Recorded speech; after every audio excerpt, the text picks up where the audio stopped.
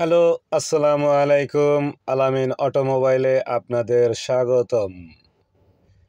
সম্মানিত ভিউয়ার্স, নিয়ে আসলাম নতুন ভিডিও। গাড়ি কেন ডানে বামে টানে, গাড়ি কেন চাকা খায়, এই বিষয়ে আলোচনা বিস্তারিত করার চেষ্টা করব। তা যাক বন্ধুরা, দেখতে থাকুন ভিডিওটি। মূলত আমি বার অ্যাসেম্বলি খুলতাম না।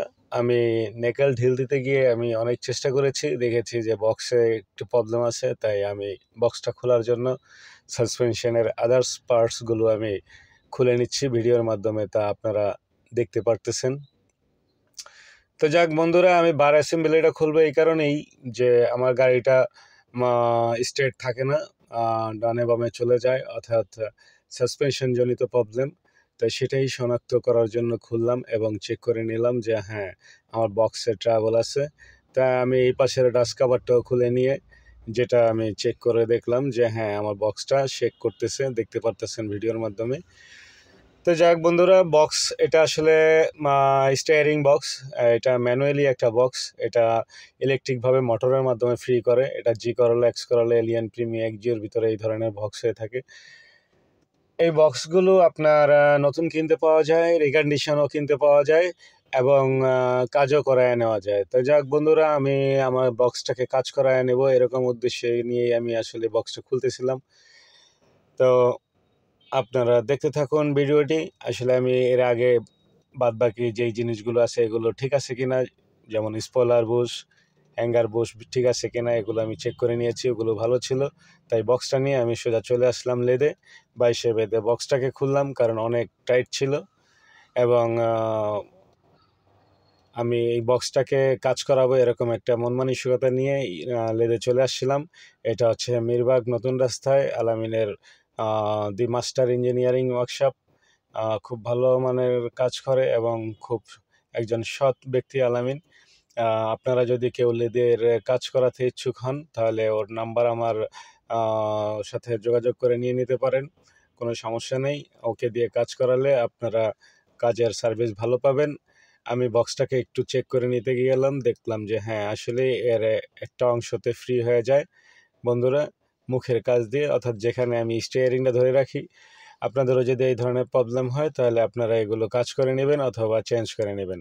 তো যাক বন্ধুরা, আমি একটা বক্স বের করে নিলাম। আসলে আমি এই বক্সটা নেব না, কারণ এই বক্সটা আমি দেখছি যে আমার পছন্দ হয় নাই, বা চেক করে দেখছি যে আমার ভালো লাগে নাই। তো আমি এই বক্সটা বাদ দিয়ে আবার আরেকটা বক্স নিলাম। এই বক্সটাকে আবার আমি 22 বেঁধে নিলাম। এই বক্সটাকে আমি নেব এরকম একটা প্রাধান্য নিয়ে নিয়েছি, কারণ এই বক্সটা আমি দেখেছি যে উভয় দিকেই সেম সেম টাইট আছে, অর্থাৎ এই বক্সটা নিলে আমি অনেকদিন চালাতে পারবো, আর আমাকে আলামিন এই বক্সটাই সাজেস্ট করেছিল। তো যাই হোক বন্ধুরা, আমি এই বক্সের সাথে আলামিন ন্যাকেল ফিটিং করে দিতে চাইছিল। তো আমি ওকে বললাম যে আমাকে ন্যাকেলগুলো শুধু খুলে দাও টায়ার রড থেকে, এরপরে আমারটা আমি ফিটিং করে নিব। তো যাই হোক বন্ধুরা, ও আমার ওই পুরাতন বক্সে থেকে টপ শেপটা বের করে নিয়ে আমার স্টিয়ারিং বক্সে লাগাই দিল, একটু হেল্প করলো। অনেক ধন্যবাদ আলামিন, আমাকে প্রায় সময় কাজের দিক দিয়ে ভালো ফ্যাসিলিটি দিয়ে থাকে। তো ন্যাকেলটা আমাকে খুলে দিল এবং টায়ারটা চেক করে দিল যে হ্যাঁ, টায়ারটা ভালো আছে। কারণ টায়ারটা ভালো থাকারই কথা। এটা আমি গত 15 দিন আগে লাগাইছিলাম, কারণ ওটা আমার ইমার্জেন্সি ছিল। টায়ারটা বেশি ক্ষতিগ্রস্ত ছিল, তাই আমি টায়ারটা চেঞ্জ করে আমি চলেছিলাম। এখন সম্পূর্ণ বার অ্যাসেম্বলি নামায়া আমি এটা কাজ করানোর উদ্দেশ্যেই বার অ্যাসেম্বলি খুলেছি। তো যাক বন্ধুরা, এই সাসপেনশনের সমস্যা হলে যেই প্রবলেমগুলো সাধারণত ফেস করবেন আপনারা, বা আমিও করি, আপনারা দেখবেন যে স্টিয়ারিং সোজা রাস্তায় আপনাকে ছেড়ে দিলে দেখবেন ডানে অথবা বামে চলে যায়। আবার অনেক সময় দেখা যায় আপনার ডানে বামে যায় না, কিন্তু চাকার যে কোনো এক সাইড খেয়ে ফেলে, অথবা দোনো চাক্কারই এক সাইড খায়, বা কখনো বাহির সাইড খায়, কখনো ভিতর সাইড খায়। তো এই বাহির সাইড ভিতর সাইড খাওয়ার অনেকগুলোই কারণ থাকে, এর ভিতরে সাসপেনশন জনিতই বেশি। তো আমি সেই সাসপেনশনটাই খুলছি যাতে করে আমার নতুন চাকা না খেয়ে ফেলে এবং চাকা যেন নষ্টটা দ্রুত না হয়ে যায়। তাই আমি বারের অ্যাসেম্বলি কাজ করে নিলাম এনে। আমি দেখতে পারতেছেন যে বারটা আবার নতুন করে ফিটিং করে নিচ্ছি। সব কিছু ভিডিওর মাধ্যমে আপনারা দেখতেছেন যে আসলে আমি কি করতেছি। আপনারা এই বার অ্যাসেম্বলি খুলায়া এগুলা আসলে বেশি কষ্টের কাজ না। এগুলা অল্প টাকায় আপনারা ইচ্ছা করলে করতে পারেন যদি রিপেয়ারিং করেন। আর নতুন চেঞ্জ করলে সেক্ষেত্রে তো আপনারা মার্কেটে কি অবস্থা এটা তো জানেনই। সবসময় আসলে নতুন জিনিস লাগানো যায় না। আম কারণ নতুন এগুলো হচ্ছে হলো গিয়ে প্রাইভেট ইউজ যারা করে তারা আসলে করে থাকে পার্সোনাল গাড়ি। ভাড়া গাড়ি এগুলো আসলে সবসময় নতুন জিনিস লাগায় চালায় না। এবং গাড়ির কন্ডিশনের উপর ভাবমূর্তির উপর অনেক কিছু ডিপেন্ড করে। তো যাই হোক বন্ধুরা, যার ব্যক্তিগত ব্যাপার ওইটা নিয়ে বেশি আমি কথা বলব না। আমি কথা বলতেছিলাম যেটা হচ্ছে লেগে যে চাকা কেন খায়?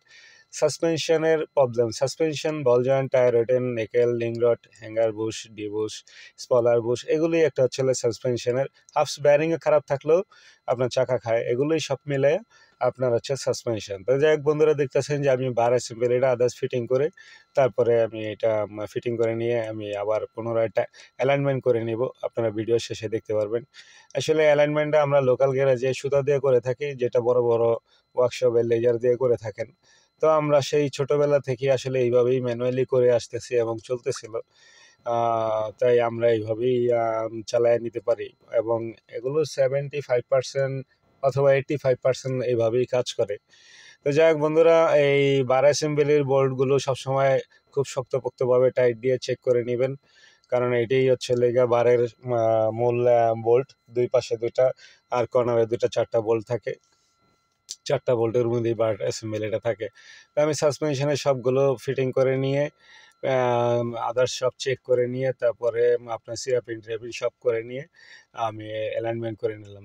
তো যাক বন্ধুরা, যদি আপনার এই ভিডিওর মাধ্যমে আপনারা কোনো কিছু শিখতে পারেন বা বুঝতে পারেন তাহলে লাইক, কমেন্ট এবং শেয়ার করে ভিডিওটা সবাইকে দেখার সুযোগ করে দিবেন।